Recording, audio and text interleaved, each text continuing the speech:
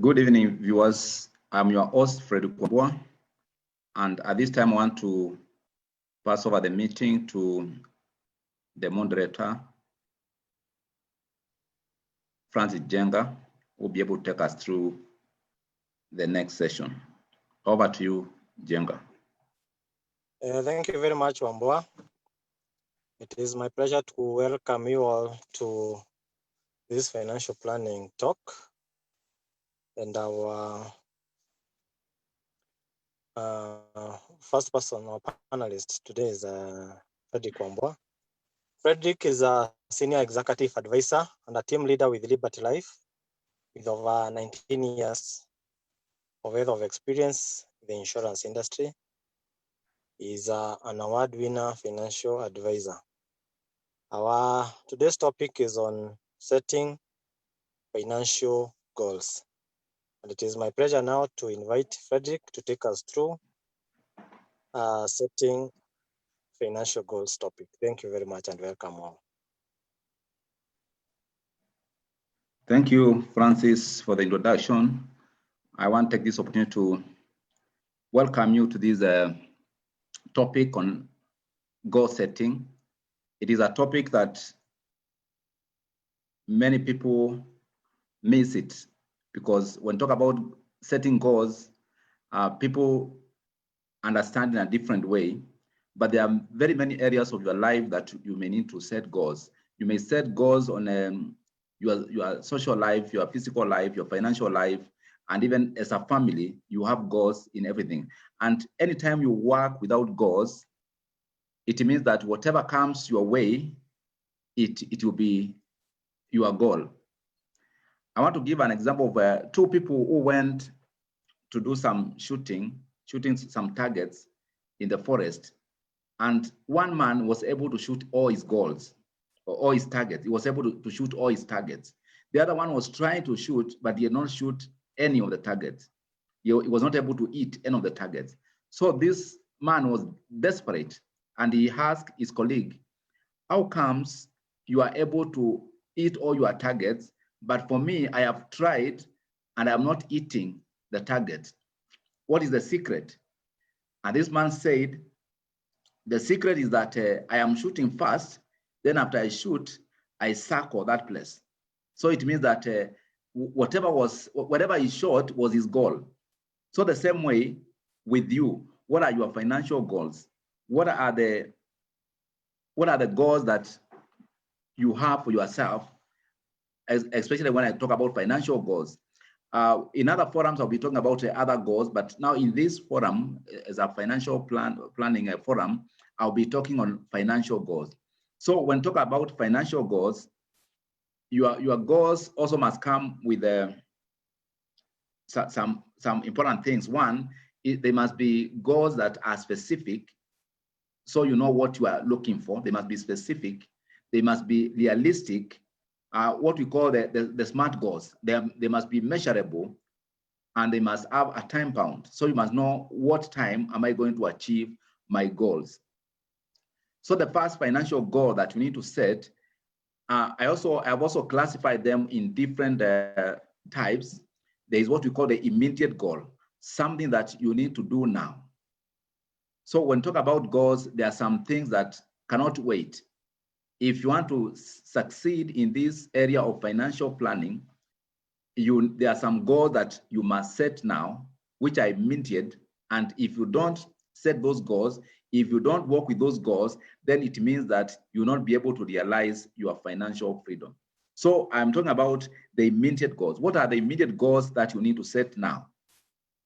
The first thing that you need to look at in your goals is that every person who wants to succeed in financial planning, he must begin by creating an emergency fund.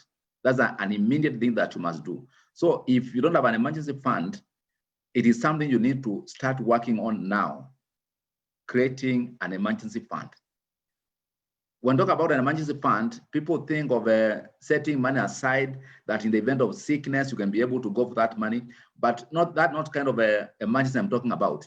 I'm talking about an emergency fund that will help you to realize your financial goals. And when we talk about an emergency fund, you need to set aside a minimum of your 6 months salary. You must have a 6 month salary set aside somewhere. This will help you to have a peace of mind and to help you in the event of delay in your payments, in your salary, or maybe you want to change your jobs, or in the event you lose your job, you can be able to sustain your lifestyle for at least for 6 months. This helps you by giving you a peace of mind that you are able to keep your friends, you are able to shop in the same place you are shopping, you are able to keep your children in the same schools they were in, and you're also able to live in the same neighborhood you are living if you are paying rent. So if you have this emergency fund, we advise that you can be drawing out of it an equivalent of your annual of your monthly income, so that you can be able to to pay all your bills. So we don't, when you have the emergency fund, it does not mean that in the event of an occurrence, maybe you lose your job, you withdraw everything. No, you need to be disciplined. You get every amount that you are getting and spend it according to your budget. When I was talking to you about budgeting, I was able to elaborate on things that come with the budget. So when you withdraw money from the emergency fund, you need to use it according to that budget. The other thing that the emergency fund can do, if your salary delays and there are some things you are supposed to pay, you can borrow from this fund, and then you can be able to settle your bills. And when your salary comes, you are able to return your money to the same fund. When you set this emergency fund, you need to put it in a place where you can be earning some interest. So don't put the emergency fund under the pillow. As financial advisors, we'll be able to advise you on vehicles and opportunities that you can be able to keep your emergency fund, so that in the event of an eventuality, you can be able to withdraw without an hassle. You cannot get your emergency fund and maybe buy a piece of land, because if you want to get some money out of a piece of land, it may take a long time before you get the money out of that. Also, don't create an emergency fund and buy some assets those that depreciate. Like, you can't get to an emergency fund and buy a car, because a car will depreciate. So the moment you require that money, it will have gone down. So when you create an emergency fund, you must put it in vehicles that are increasing. You must put in assets that are increasing. You are also supposed to put in a place whereby you can access that money the moment you require. So the first financial goal that you need to set, which is immediate, it is to create an emergency fund. So my question to you this afternoon or this evening, do you have an emergency fund? So if you don't have an emergency fund, you need to get in touch with us and show you how you can begin this journey, and how you can create one, and how you can be able to build one and establish yourself and give yourself a peace of mind. Because what happens, if you have a place you can be able to lean on, you will find that as you do your work, you'll have a peace of mind and you'll have courage. But the moment you have nothing which you can be able to lie back to, it means that you work under you work under tension, and anytime maybe your salary is delayed, you may go to debts, and some of the debts may be very may be attracting a high interest, so that they also affect your savings and also your budgeting. So it's good for you to create this emergency fund. That's the first thing that you need to do. And as we'll be showing our numbers after the presentation, whereby you can be able to contact us to help you to build an emergency fund and advise you on where you can be able to save this. Number two thing that you need to do, you need to have a life cover, a life insurance cover. Why do you need a life insurance cover? It helps you to maintain the same lifestyle, or your loved one to maintain the same lifestyle they were enjoying in the event of your departure. Getting a life cover does not mean that someone will not die or someone will die. It means that you take care of the eventuality. Like a time like this, when things have turned upside down, when we have lost many people due to the COVID-19 and other sicknesses, it is good for you to have a life cover. And one of our presenters today will be talking about the life cover and the benefits that come to the life cover. So I will not dwell much on this because someone will be coming to talk to us about the life cover and the benefits it comes with. But one of the things I want to mention on this, the benefit of a life cover, when you get a life cover, you need to look at a few things. One, what project are you undertaking? What commitments do you have? Financial, I'm talking about financial commitments. What financial commitments do you have? Maybe you are servicing a mortgage, you are servicing a loan, you are educating your children, you are having a project maybe to build a house, or you are having there's a saving plan that you are running, maybe to purchase something in 5 years or in 10 years. So one of the things that the life cover does, it helps you to make sure that the dream that you have or the plans that you have do not come to an end in the event of disability, in the event of sickness, or in the event of loss of life. Because these things happen to us. So with our life cover from Liberty, we'll be able to help you to meet all your obligations in the event of a loss of life or in the event of disability or sickness during the policy term. So if you have a project, we will be able to sit down with you and see what kind of projects are you undertaking? How much is your project? Then we can be able to insure that project to make sure that in the event of any eventuality, these projects will not come to a standstill. They will be able, your next of kin or your beneficiaries can be able to carry on with these projects. So that's what the life cover can be able to do with you. And we'll be able to discuss more about the life cover before the end of this presentation. The other immediate thing that you need to do, you also need to have a disability cover. And our life cover comes together with a disability cover. So the good thing is that the Liberty plan will be able to cushion on life cover and disability cover. So that one I will not discuss much about it. And there's someone who will be talking about the disability and the life cover. You also need to have a health cover. Is an immediate thing. Like now this time, the cost of medical has gone up, whereby like now with this pandemic that we are going through, the cost of medication has gone up. So it's good for you to have an health cover. If you don't have an health cover with your employer, it's good for you to plan on how you can have your personal health cover that can be able to take care of your medical bills. Because one sickness can wipe away all your savings. One sickness can be able to wipe away your emergency fund and can bring you to great debts. So when you have a health cover, it can be able to help you on that. So an health cover is an immediate goal that you need to set and realize. You also need to have a household cover. It's good for you to secure your house against fire and burglary, so that in the event of any eventuality, you don't go back to zero. The insurance company will come in handy and be able to pay for the losses of the things that you have lost in your house. So it's good for you as you plan on your finances to have a life cover, to have a disability cover, a health cover, and a household cover. Talk about a household cover. What does it cover? It helps you to, it brings you to the same position you are in before the loss.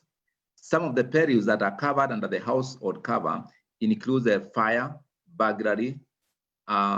It also comes with a benefit we call public liability. Someone may come into your house and maybe you are washing your house and someone fall because of the water that is on the floor. Maybe the person slips and falls down and is injured. So in this situation, because it is your house, you are supposed to be responsible.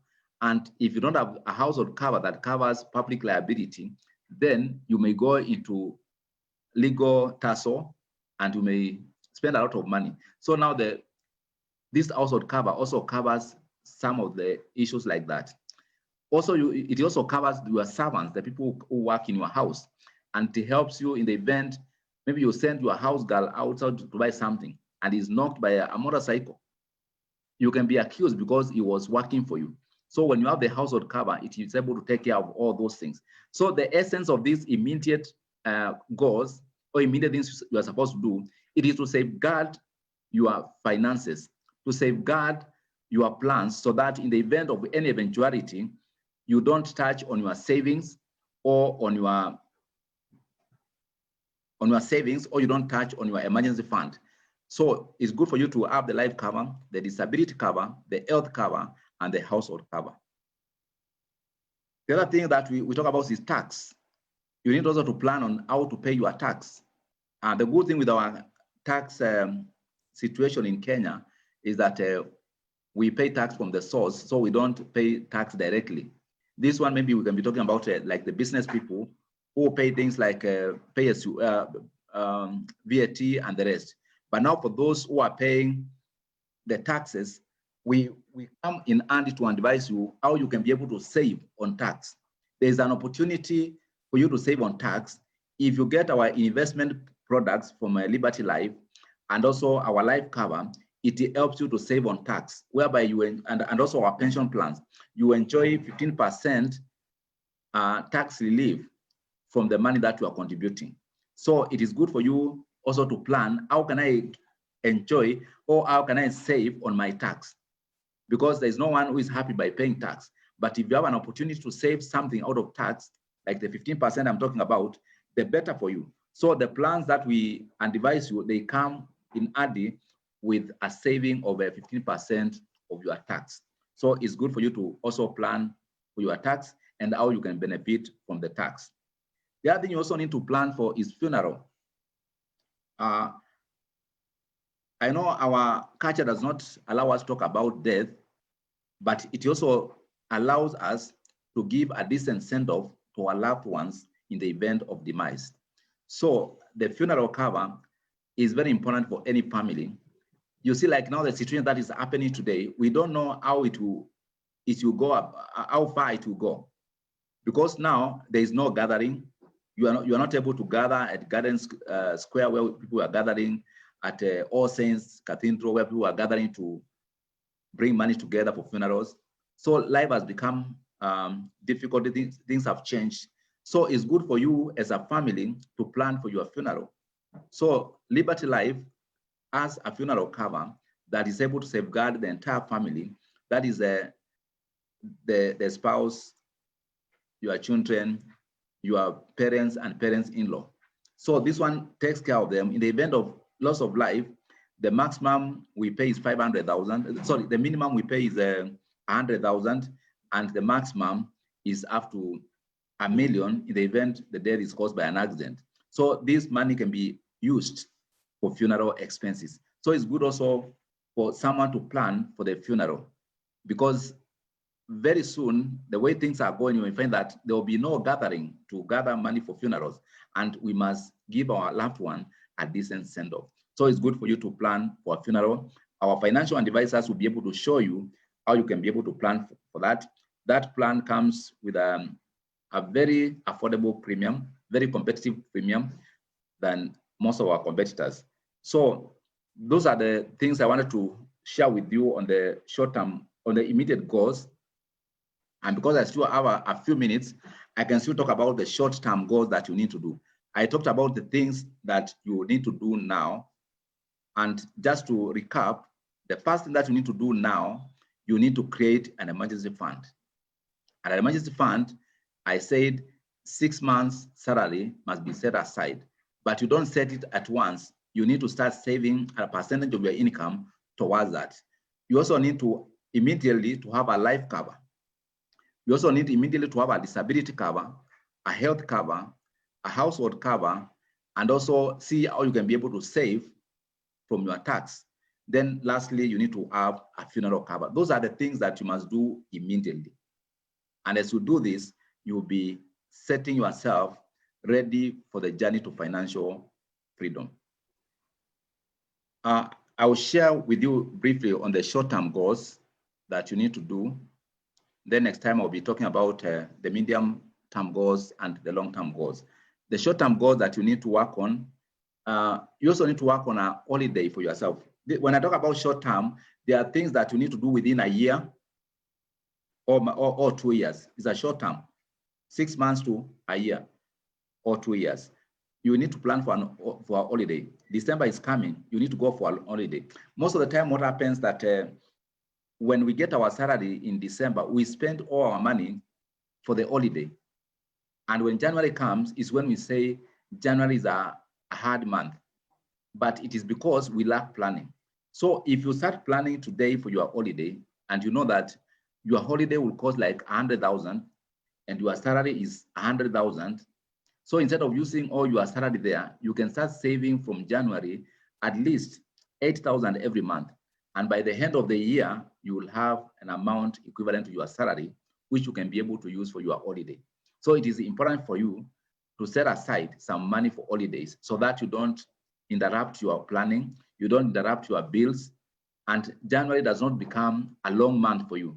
Some people have said January has 62 days, others have said it has 90 days, but it still has 31 days, just like the other months. But our lack of planning makes us to see January as a long month. So it's good for you to plan for your holidays and start saving early for your holidays. So the key thing in all the presentations that we will do, the key thing is saving. You can never go wrong with saving. You can never go wrong with the saving. So anything that you do, save first, then spend afterwards. You may also have some travel arrangement you have. So if you know you'll be traveling, start planning for your travel early, start saving for that so that you don't use your salary for travel. Plan for your travels. If I usually travel every year, start planning for the travel, or after 2 years, plan early and start setting money aside for that so that it does not affect your planning. You may need to buy a car. It's also good for you to plan for it. You can start saving. You can either save in a circle where you can get a loan and buy the same. You can also save in banks where you can be able to get a loan. But it's good for you to have a plan. And before you come to that car, you need to also look at some modalities. What kind of car are you looking for? How much cc? Like now, when you walk on you move on the road, you see a lot of young people driving very big cars. But you also need to know, am I able to maintain that car? Am I able to buy fuel for that car? So that you don't just buy a car that does not give you value. And like if you have saved this car and you have bought your car in cash, you can also look on a way how this car can bring some income to you. You can be able to look on an opportunity to make money out of this. Like now with the introduction of Uber and the little cabs, some people have come in a way that if you are working in an office where you work 8 to 5, you can have a car which someone else can be running during the day to make some money for you. And then the same person will pick you in the evening, take you home and continue with the work, and pick you again in the morning and take you to work, and the car will continue to bring some income for you. So if you have this kind of a plan, it can also help you to have more income and have more money to save, to invest, and also for your personal use. So it's good for you, even as you enter into these goals, you see how these goals can be profitable to you and beneficial to you. Other short-term plan, you may be looking on your household appliances. Maybe you need to change your TV, you need to change your utensils, all those things. You also need to plan for them and know how much do I spend on them, and don't spend more than your income. Don't go into debts, because sometimes we go into debts which we are not able to sustain because we need to satisfy our desires. Your desires are good because they are the reason why we go out to look for money and to work. But also, as you get those appliances, as you get the car, as you travel, as you go for the holiday, let it be within your means. Don't go into debt because of your household appliances, because of your holiday, because of your travel, or because of your car. So you need to moderate so that you can be able to get the best out of the things that you are doing. Tax, we talked about it. You can also be looking at your new house. Maybe you want to build a house. That can be a short-term goal. You may need to change to move from the house you are living in to a new house. So you also need to look at, am I able to do that? when we'll be talking about the financial, when we're talking about the budgeting, we saw that the house that you are living, you must not be paying more than 20% of your income, but we recommend 15%. So those are things we need to look at. If I'm moving to a new house, am I able to afford that house? Is it within my means, or is it more than what I'm earning? So those are things that you need to look at, so that you don't go into a house that will make you not to meet the other obligations.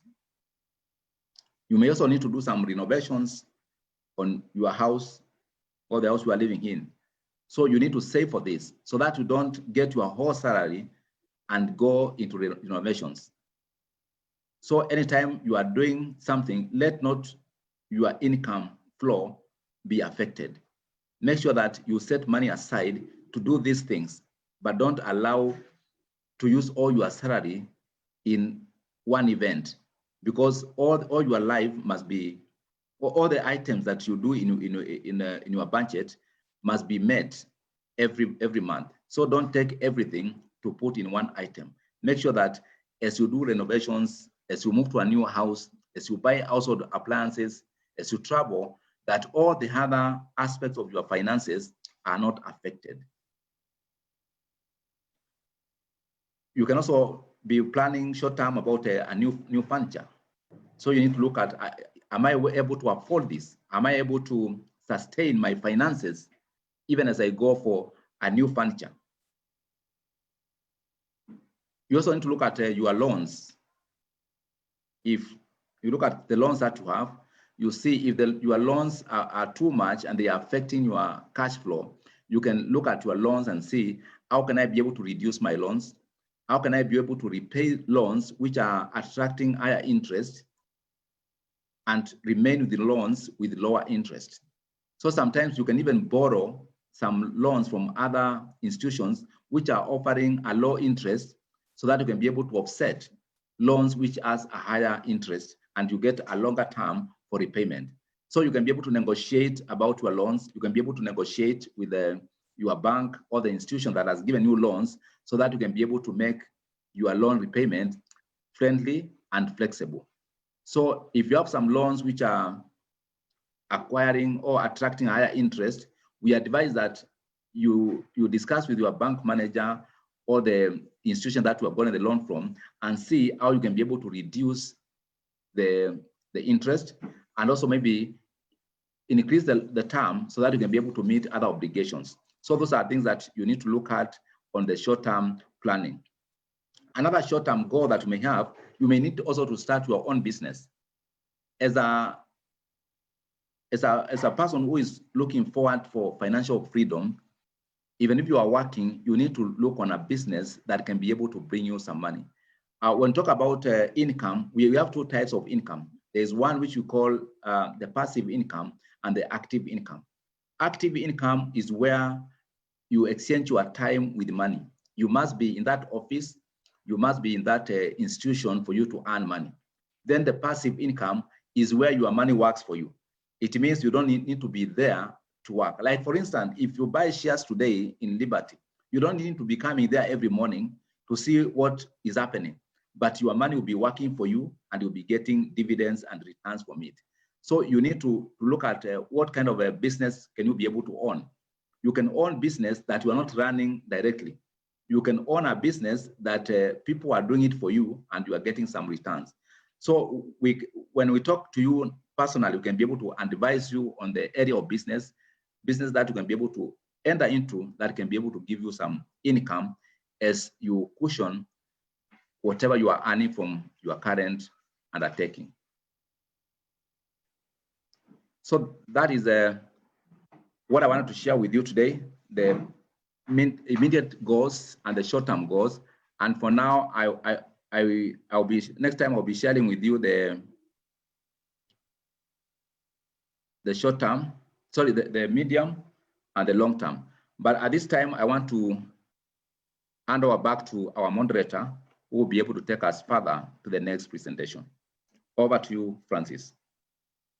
Thank you very much, Frederick, for such a wonderful presentation on how to set financial goals. My name, as I have said, is Francis Jenga. I'm your moderator and I'm a financial advisor.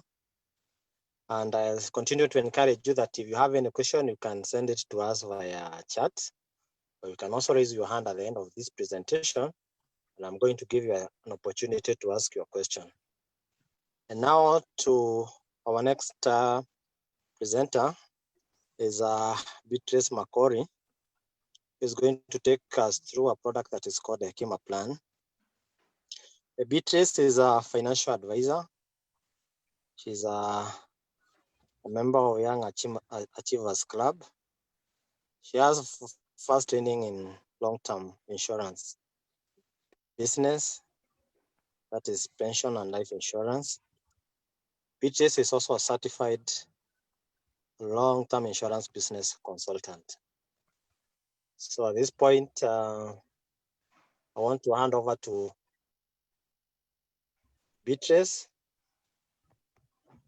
for her to make her presentation. Welcome, Beatrice. Thank you very much, Francis, for that introduction. Good evening, everyone. Good evening. I hope I'm audible enough. Yes. Yeah, my name is Beatrice, just as you've been told. I'm going to take you through one of the Liberty insurance products, and that is Hekima Plan. So just a highlight on what Hekima Plan is. Hekima Plan is a protection for your beneficiaries, in that you can protect your beneficiaries today for tomorrow. You don't know what the future holds, and so it's important that we share, or rather divide risk, and not hold it in our hands. So this evening, I'm going to take you through our Hekima Plan. Hekima Plan basically has 3 major benefits. And the 3 major benefits is 1, the physical disability, 2, chronic illness, and 3 is death. When we talk about physical disability, under physical disability, we have several things that we'd want to look under the physical disability. 1 is the permanent loss of sight. Nobody knows what tomorrow holds for us. So when something happens, say you get an accident and you lose your sight, how are you going to function? Or rather, if you cannot function anymore, how are you going to pay your bills? Number 2 is permanent loss of hearing. And number 3 is permanent loss of speech. Number 4, we're going to talk about loss of both limbs, major burns, number 5. And number 6, inability to perform 4 out of the 6 major activity. And when we talk about the major activities of life, we're talking about washing, dressing, feeding, eating, continence, mobility, and transferring. So under permanent loss of sight, that is, if you lose both of your eyes, then you're going to be compensated by Liberty 100% of the sum assured. When I talk about the sum assured, we are talking about the amount of money that you're supposed to get at the end of the policy in case of any eventuality. And your policy ends once there is an occurrence of any kind. Number 2, we're talking about the permanent loss of hearing. If you got a hearing impairment today, or rather you lose your hearing today, you're going to be compensated 100% of the sum assured, just like in the permanent loss of sight. And in the permanent loss of speech, in that you cannot speak anymore, you cannot utter words from your mouth anymore, or rather your vocal box is damaged completely, then you are also going to be compensated 100% of the sum assured. If you had a sum assured of 7 million, for example, and you lose any of these parts, the ears, the eyes, loss of both limbs, if you have a major burn, and when you talk about major burn, you're talking about 80% or more of your body parts, and you are unable to, you have the inability to perform 4 out of 6 activities, then you are going to be compensated a whole 7 million Kenyan shillings. That is if you take a policy cover of 7 million Kenya shillings. Depending on what your cover is, that is how the compensation happens. Under chronic illness, we have a list of illnesses under chronic illness that are covered in a Hekima plan. One is cancer. Number 2, we have heart attack. Number 3, we have stroke. Number 4, we have major organ transplant. Number 5 is coronary artery bypass graft, and also end-stage renal failure. In case of any eventuality that you have any of these chronic illnesses, then you're going to be compensated 30% of the sum assured. Remember, this is not a medical insurance cover. This is a compensation. It's a life cover. When we talk about a life cover, we are talking, the cover is actually paid of Hekima plan. So if you have any of these chronic illnesses, then you're going to be compensated 30%, and that is not the end of the policy. The 30% is only for the chronic illness. But if you got the chronic illness and again you got permanent disability, then you're going to be compensated 30% for chronic illness and 100% for the disability. Say if you got cancer, you're going to be compensated 30% of 7 million for the cancer. I hope that is clear. And if you got a permanent disability, say you got cancer and then later again you lost sight, permanent loss of sight, then you're going to be compensated 30% of the 7 million.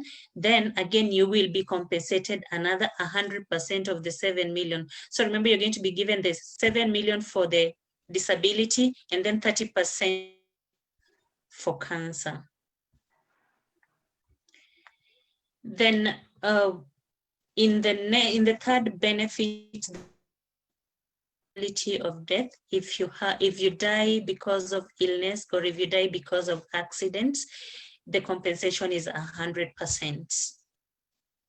Remember, we are not doing a medical cover, we are doing disability cover, chronic illness cover, and death cover. Besides all this, if these three do not happen and the policy comes to an end, our policy runs from 5 to 16 years. So if you took a 5-year policy that I have mentioned, then you're going to be given a cash back of 10% of the sum assured. So clearly you realize you're not going to lose your money, but you'll have a life benefit. And if you don't have the life benefit, then you have a take home of the cash payback of the sum assured. We also have, when you're taking up the cover, we have a list of beneficiaries. We don't limit the number of beneficiaries. We're not going to tell you we only need 1 or 2 or 3 beneficiaries. For as long as our list can allow, or for as long as your loved ones are, you can always list them there and allocate a percentage of how much they're supposed to benefit, just in case of your death or in case of the illness, we know who to give your benefits to. So when you are choosing your beneficiaries, then they should be people who are reliable to you, who can take care of your children, who can take care of your loved ones. We also talked about the cashback. Cashback is going to compensate the amount of money and the time you've spent for us with us. So we are not going to leave you empty-handed at the end of the policy. If you take a 5-year policy, if you take a 16-year policy, you're still going to get a 10% cashback. But if the policy comes to an end and you haven't had any case of claim, or rather you don't want the cashback, then the money can still be plowed in and restart another policy. One other thing that I'd want to mention that is critical is that we don't limit who benefits from Hekima plan. Be it you are within Kenya or outside Kenya, you will still benefit from the Hekima plan. We don't limit our boundaries. For as long as you have proof of where you are and you can give us the documents that we need when you are applying, then we take you up for the Hekima plan. So death is inevitable and we cannot stop talking about death.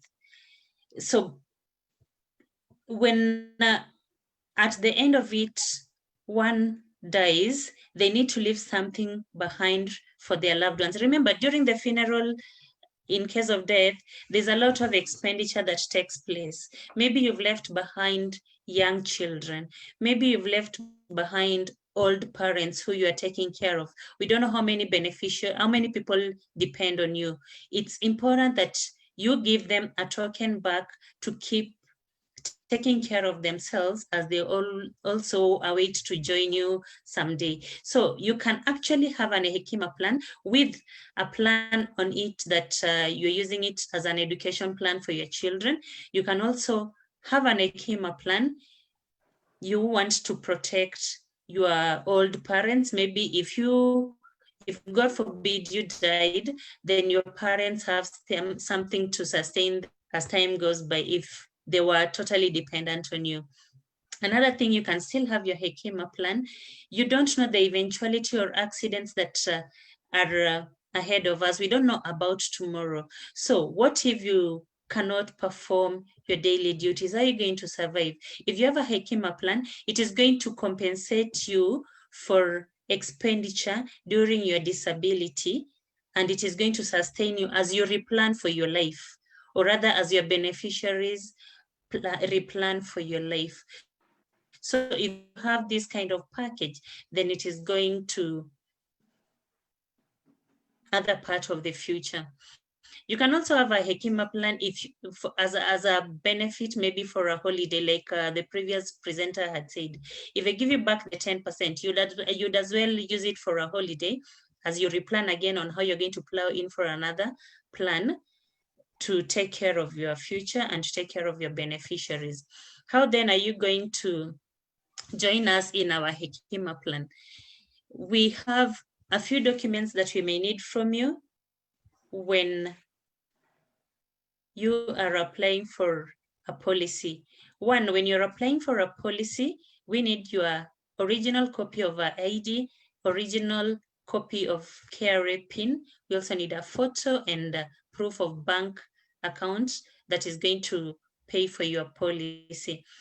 I said about the PIN and ID. So clearly, anybody below 18 cannot apply for this policy because our IDs are from 18 years.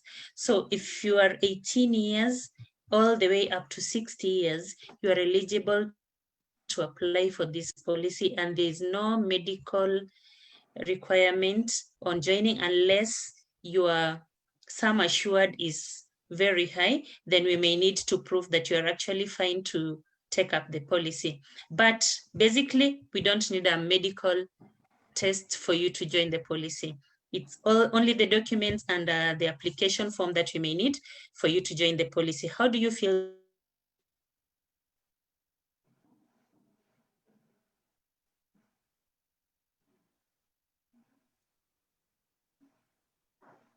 On it.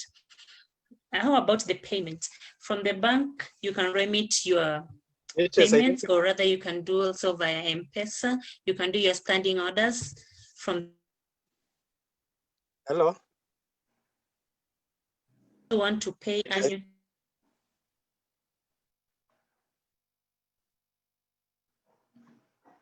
Go on, Beatrice.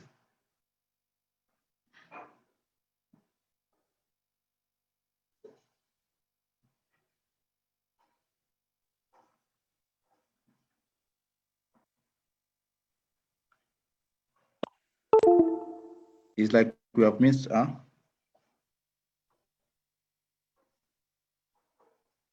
I think we've somehow lost Beatrice. Yeah, she is muted. Let me unmute her. Okay.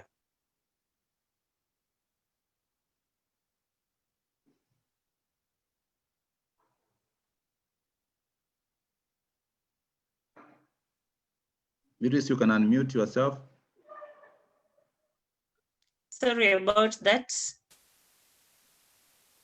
Can you hear me now? Yes, we can hear you.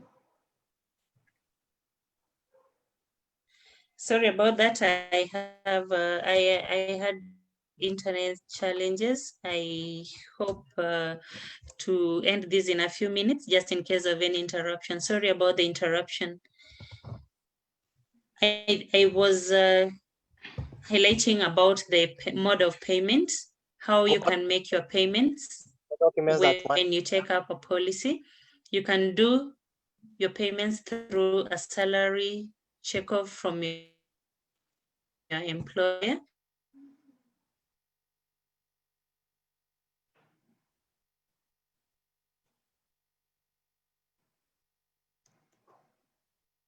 Okay, Beatrice, we are losing you, so maybe our moderator can be able to finalize on that because we are losing your voice. Jenga, you can finalize on the requirements and the documents that we need as you get the questions. Yeah, as we wait for maybe business to get back to us. So the documents that we require from you is what we normally call KYC. That is know your client. We need your ID, your KRA PIN, and your passport photo, and then you'll tell us how you want to make the payment, either via M-Pesa. You can also do a salary deduction through your employer. You can also sign a standing order, or you can also give us a direct debit. So those are the modes of payment. There are several questions that came through, so we need clarification. So I'll take this one to Frederick. Does one require to undergo medical examination when you're taking this policy? Thank you. Thank you. Before you answer, yeah, Frederick, a second. Our Beatrice, we lost you. Sorry. Just continue. So we lost you. Yeah, it's fine. I think you've just concluded my presentation in your last statements. Oh, okay. Sorry for that. So we are now taking questions. So Frederick, maybe you can respond to that question. Okay, thank you much, Francis. When you are undertaking, getting a policy, there are some policies that will require you to undergo a medical examination. If you are getting a policy that is over 7 million, sum assured, but anything below 7 million, we will not require you to go for a medical examination. But 7 million and above, you'll be required to go for a medical examination at the cost of our company. You are not going to pay the cost, the company will pay the cost on that. Thank you. So the medical examination is free. That is for those limits which are above 7 million. Maybe next time we would want to see an illustration of, say, someone who is, say, 40 years and they want to have a cover of 7 million, maybe how much they need to pay. But besides that, just a clarification, if I take a 5 years plan and the sum assured of 7 million, are you telling me that I'm going to get a refund of 700,000? I just want a confirmation. Yes, after 5 years, we will give you back 10% of the sum assured, which is 700,000. Even if you get a cover of 10 million, it will still be 10%. That is 1 million shillings after 5 years. Thank you very much. The other one is, do you have covers that covers one for COVID-19? Currently, the covers that we have no exclusion of the COVID-19. It is included in the cover. So in the event of a death caused by COVID-19, we will still pay the sum assured. So the cover is covered. Even our medical cover with our sister company, that is the Heritage, they also cover COVID-19. So we enjoy that cover. Thank you very much. Is someone entitled for tax exemption if they take this policy? Yes, there's a 15% tax exemption. 15% if the premium is 20,000, 15% of 20,000 is 3,000 shillings. So your pay as you earn will reduce with 3,000 shillings. Thank you very much. So I think we've come to the end of our presentation. I want to thank you all for joining us this evening. I'm going to take the meeting back to Frederick. I don't know whether, Beatrice, do you have anything to say? Is there anything that you may have left out in your presentation?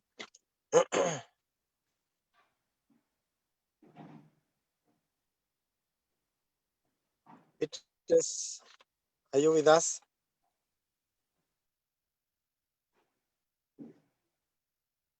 So kindly Freddie can mute Beatrice. Don't know whether. Okay.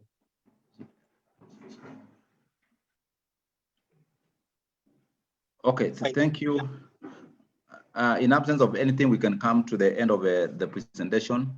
I want to take this opportunity to thank you all who have joined. Thank you, Josephine, for joining. Thank you, Christine, for joining. And there are those who have already left. And also our viewers on Facebook. Thank you very much for being with us.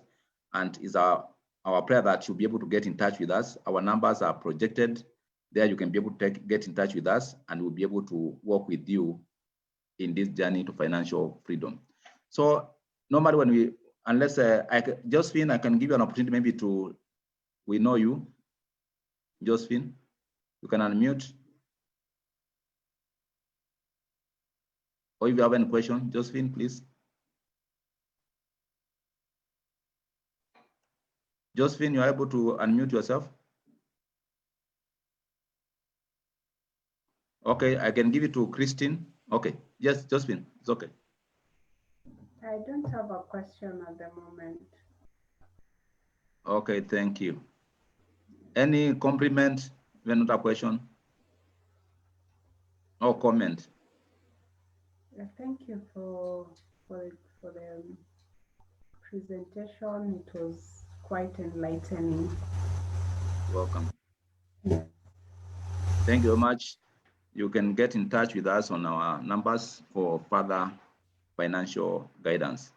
At this time, I'll ask Christine, any? No, I just want to appreciate you for inviting us. It was a great talk. Thank you and God bless you. Amen. Thank you. Welcome, Christine. And you can get in touch with us for any clarification or any need to get one of our financial plans. So we are going to end with a word of prayer. So let us pray. Father and our God, we thank you for being with us in this meeting. Thank you for guiding us. Thank you for our members who have joined both on this platform and also on the Facebook. Father, even as they seek to get more information about financial planning, we ask that Father shall guide them and shall order their steps.